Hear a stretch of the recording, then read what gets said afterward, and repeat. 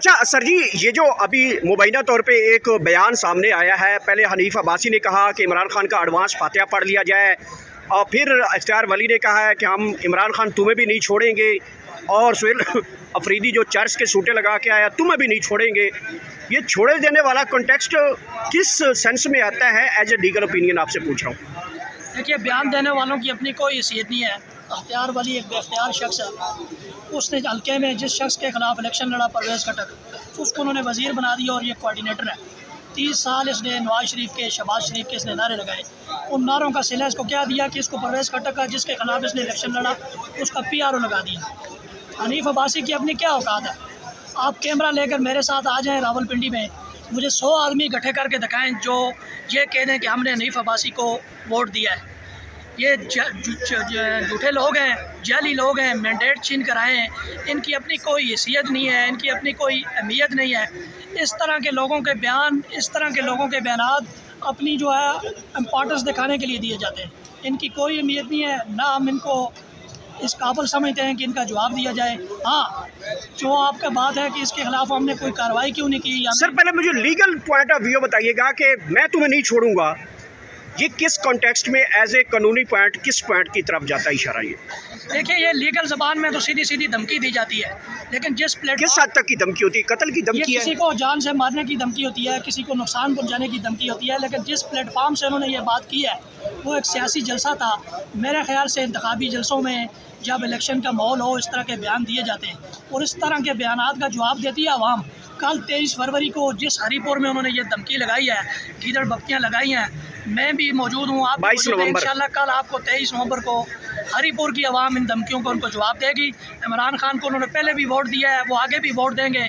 धमकियाँ देने वालों की अपनी कोई हैसियत है ही नहीं है। हमारी इनके साथ लड़ाई नहीं है। जिनके साथ हमारी लड़ाई है, हम उनके खिलाफ अपनी लड़ाई लड़ रहे हैं।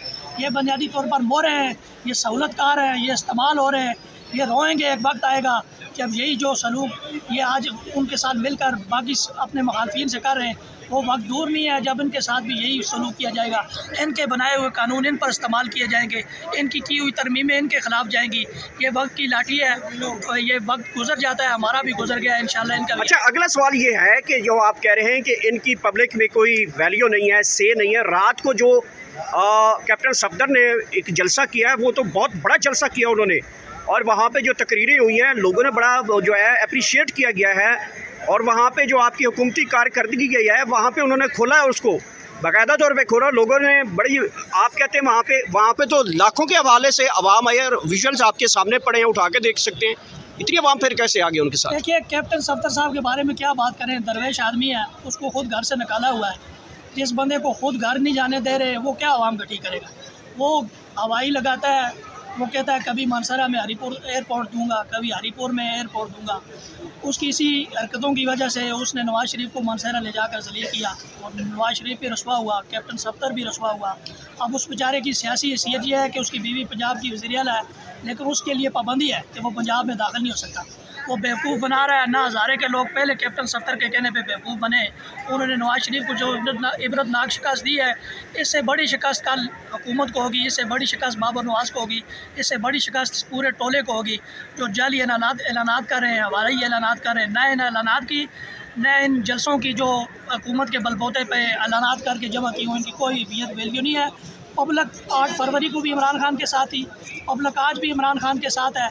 आज भी किसी हल्के में शफाफ गैर जानबदार इलेक्शन करवा कर देख लें। इनकी हैसियत ये है कि कौंसलर नहीं जीत बना सकते अपना। जो लोग अपना कौंसलर नहीं बना सकते, उनको हुकूमतें दी हुई हैं।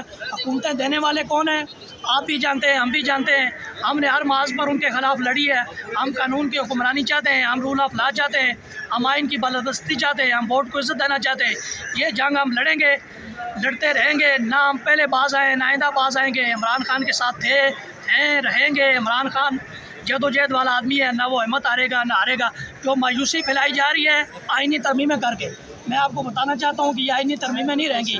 अयूब खान ने भी 62 का आइन लाया था अपने इक़्तिदार के लिए, ना अयूब खान रहा, ना 1962 का आइन रहा।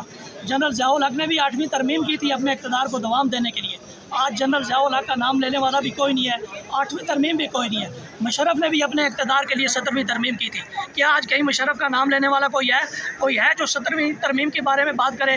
ना 26वीं तरमीम रहेगी, ना 27वीं तरमीम रहेगी, ना हाफ़िज़ साहब रहेगा सिर्फ एक ही नाम, उसका नाम है इमरान खान। अच्छा, ये बताइएगा कि जैसे आपने अभी कहा है कि वहाँ पे जो कैप्टन सफदर साहब हैं उनको लाहौर जाने के ऊपर पाबंदी है और वहाँ पे वो मानसेरा और हरीपुर लोगों को जो है आप कह रहे हैं बेवकूफ़ बना रहा है।